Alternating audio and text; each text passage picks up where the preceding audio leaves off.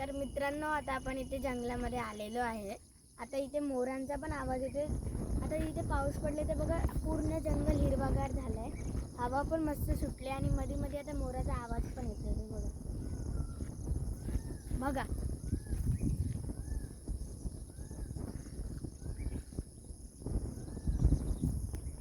इथे माझ्या मागूनच मोराचा आवाज आला होता. हे बघा, इथूनच मागून आता आला होता मोराचा आवाज, जसं तुम्ही बघितला. जर माझा शॉर्ट तुम्हाला आवडला असेल तर सबस्क्राईब तर नक्कीच करा व लाईक पण करा आणि कमेंट करायचं ते विसरू नका. तर बाय.